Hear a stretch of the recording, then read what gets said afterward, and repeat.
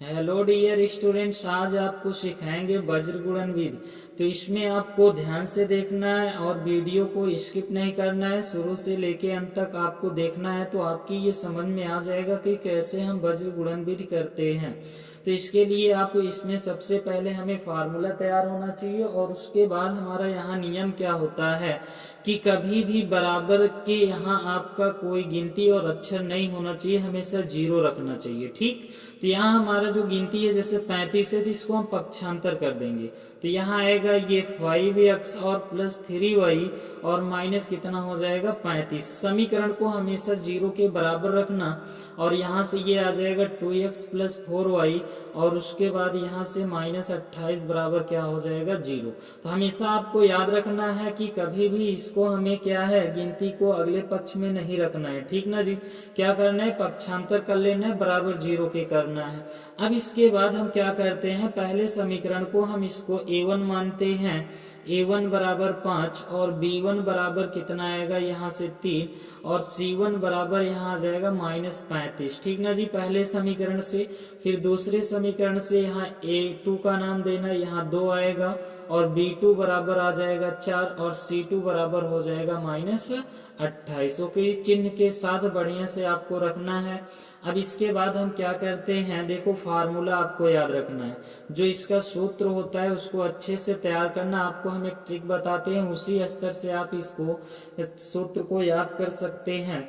तो देखो सबसे पहले हम तो इसको जानते होंगे कि x बटे लगाते हैं।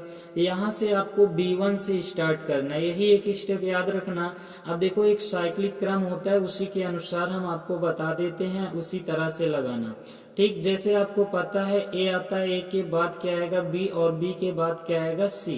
तो अब इसी प्रकार से आपको चलना है। ठीक ना जी, तो जैसे हमने b लिख दिए, b के बाद क्या आएगा c, तो यहाँ पर आप क्या लिखेंगे c। ठीक ना जी, अब c के बाद यहाँ देखो 1 है, तो इसमें क्या लगाएंगे 2।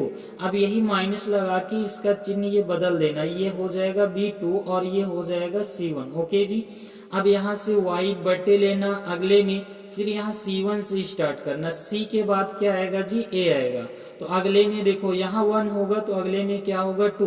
कभी भी ध्यान देना, इसमें 1 होगा अगले में तो अगले में क्या होगा 2। अब माइनस लगा के इसी का चिन्ह बदल दो, ये क्या हो जाएगा, इसको हम बदल देते हैं यहाँ से।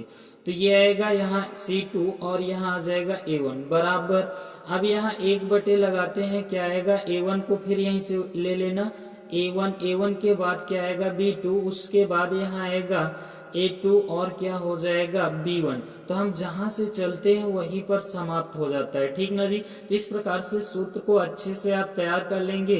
अब यहाँ से मान रखा जाए, जैसे मान रखते हैं, देखो क्या आता है, x बटे B1 का मान क्या है जी, मान यहाँ पर 3 है, तो B1 का मान 3 यहाँ रखते हैं, गुणे C2 का मान क्या है, C2 का मान माइनस 28 है, चिन्ह के साथ अच्छे से रखना, फिर माइनस लगाना।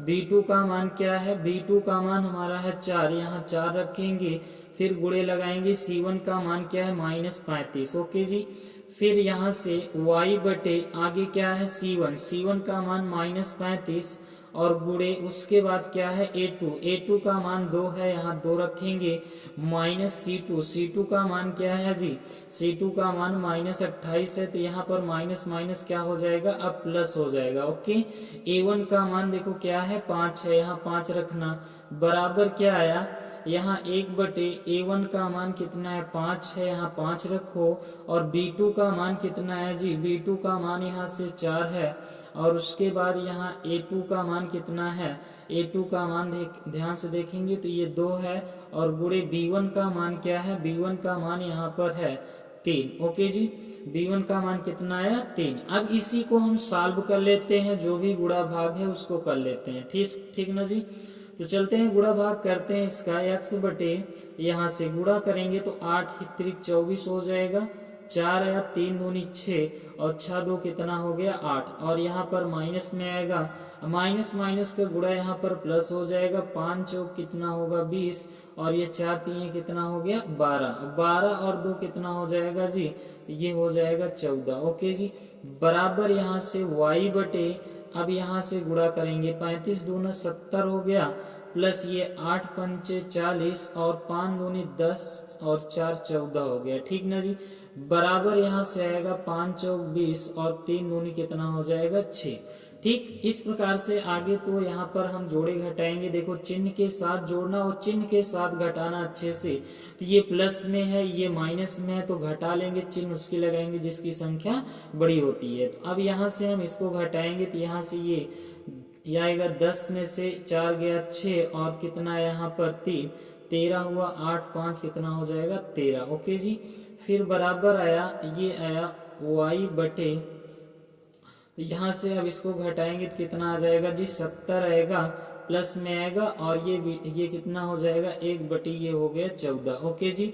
अब यहाँ से आगे इनको सॉल्व किया जाए। देखो एक बार इनको लेना और इसके बाद इनको लेके सॉल्व कर देना, तो x का मान आ जाएगा। देखो x बटे कितना आ गया 56 बराबर 1 बटे कितना हो गया ये 14। इसको यहाँ लेके चले जाएंगे तो क्या आएगा जी x बराबर ये हो जाएगा 56 बटे ये हो गया 14। ओके जी। 14 चौका कितना होता है 56, तो x बराबर कितना आ गया 4। ओके जी।